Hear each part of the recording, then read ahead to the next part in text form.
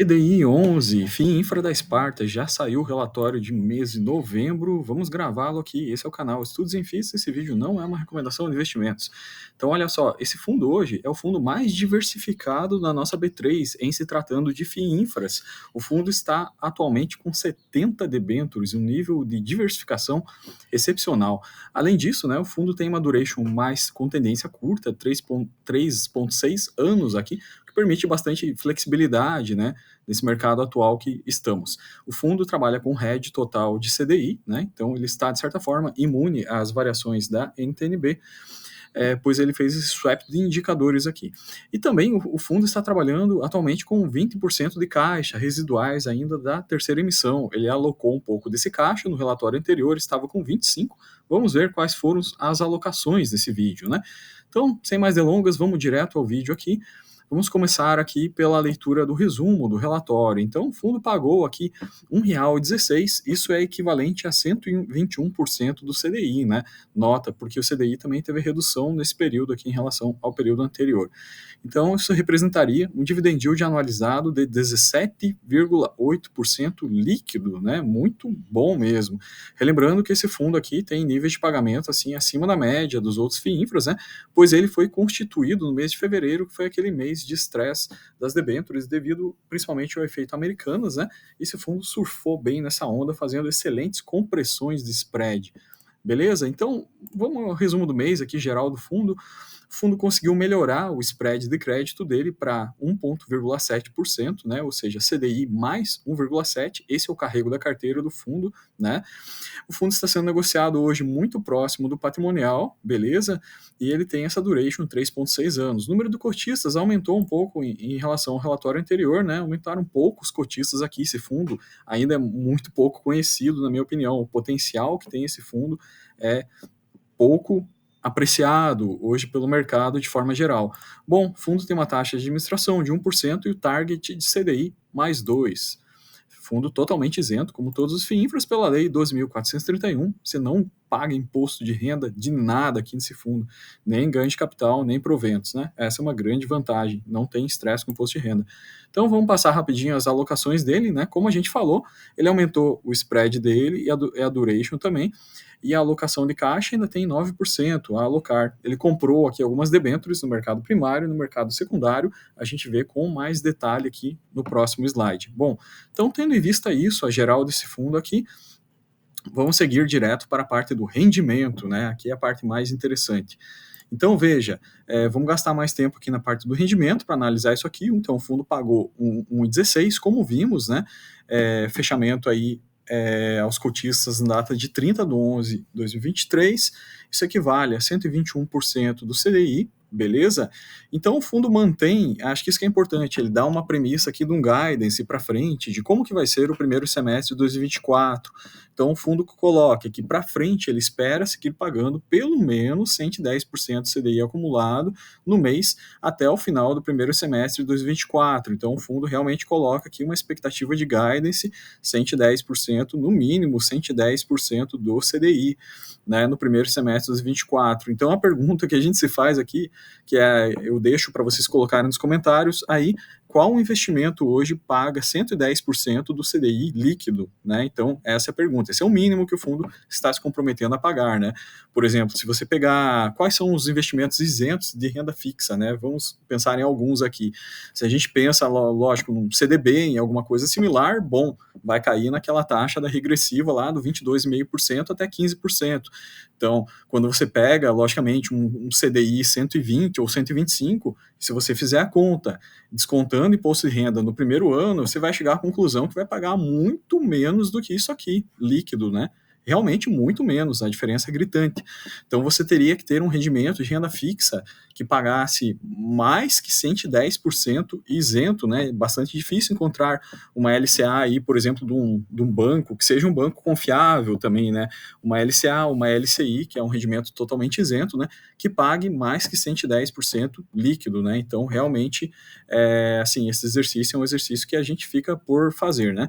Então, Esse fundo aqui, como eu falei para vocês, né, desde o início dele, ele está, na verdade, com rendimento acumulado de 185% do CDI, porque esse fundo se aproveitou realmente muito bem de efeito compressão de spread. A gente vai ver aqui no DRE do fundo como que o fundo proporcionou rentabilidade ao cotista, trabalhando bastante bem a parte de marcação de crédito, né?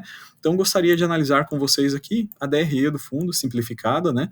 Então, o CDI do mês fechou em 0,9, né?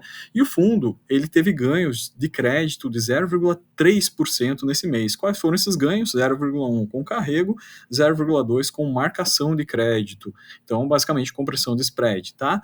Então, isso totalizou 0,3 sobre o indexador CDI, porque esse fundo, como a gente falou, ele faz hedge para CDI, né? Então, as debêntures IPCA a mais dele, ele fez o mecanismo DAP no mercado, ou algo similar, no qual ele redeou, ele vendeu essa expectativa de carrego de juros da curva de juros reais, ele trocou isso por o indexador CDI, né?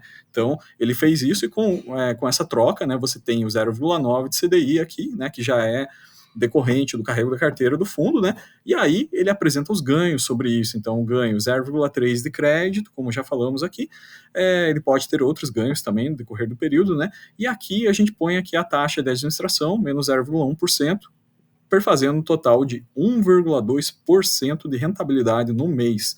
Isso é muito interessante. Mas, além disso, veja, desde o início do fundo, como está nesse gráfico aqui, né, esse fundo ele sabe trabalhar muito bem as ferramentas de ganho de capital em FIINFRAs, né? Então, na base, desde o início do ano, o CDI performou 10,1 desde fevereiro, né? O fundo ele ganhou 1% em carrego de crédito em relação ao CDI, ele ganhou 7,8% em marcação de crédito sobre o CDI, basicamente fazendo compressão de spread, ou seja, ele adquiriu debêntures com uma marcação mais alta e ele fez compressão desses spreads aqui, entregando ganho para o cotista, né? Bom, retiradas as despesas, o fundo aqui está apresentando 18,6% de rentabilidade no período. Então fica esse questionamento, né? Qual investimento entrega 185% do CDI, né, de forma líquida? É difícil a gente achar um investimento seguro, né? Estamos falando, novamente, de um fundo que ele tem no seu portfólio 70 debêntures incentivadas, né, que estão conforme a premissa da Lei 12.431. Então, uma debênture incentivada é um mecanismo de renda fixa, praticamente, né? É muito similar, bastante similaridade com renda fixa, né? Então, não é uma debênture de crédito privado aberto, né? Onde a gente está falando que o risco é maior. A gente está falando de uma debênture de infraestrutura incentivada, nas quais a gente tem estudado aqui bastante aqui no canal. A gente sabe que elas apresentam um nível de segurança maior, né? Em relação a demais debêntures do mercado, beleza? Então, dito isso, né, a gente tem esse fundo que está apresentando 185% de rentabilidade desde o início, né, que nesse último mês ele nos pagou 121% do CDI. Então, a grande pergunta que fica é qual investimento de renda fixa consegue pagar 121% CDI, 185% CDI, ou, na pior hipótese, é o mínimo ao que o fundo está se propondo no guidance para o próximo semestre de 2024, que seria 110% do CDI líquido. Ainda assim, um valor bastante interessante, não é verdade? Então, tendo vistas a essa rentabilidade do fundo e a forma que o fundo trabalha, vamos dar uma olhadinha na carteira dele, com bastante detalhe também.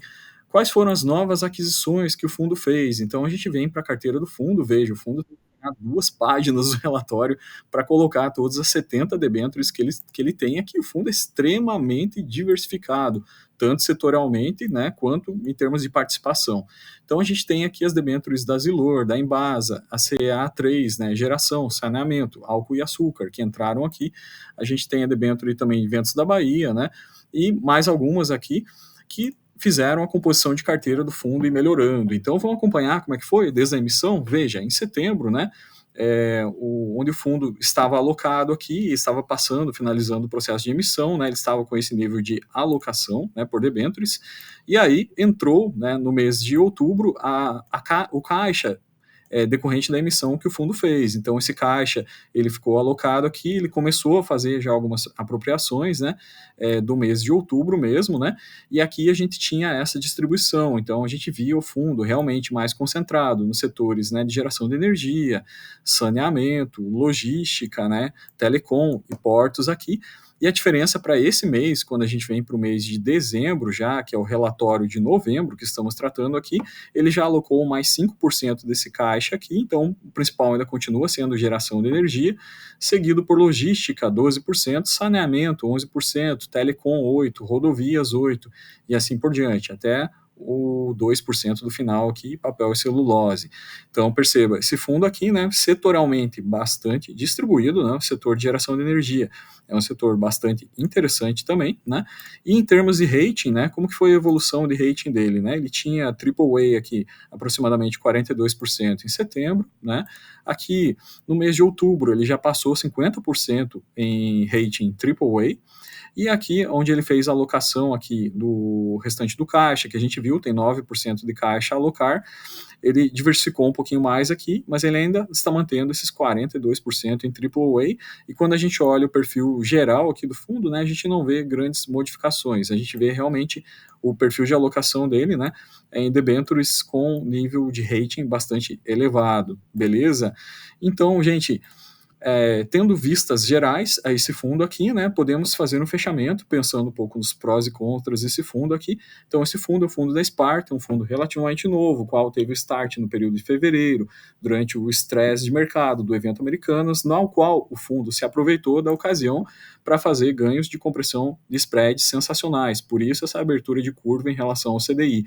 Bom, logicamente, isso talvez não venha a se repetir num prazo tão curto, né? Talvez a gente não venha a visualizar um ganho tão grande, por exemplo, num período curto, ou talvez até num período médio. Então, o fundo realmente soube aproveitar muito bem esse estresse do mercado para fazer ganhos por gestão ativa.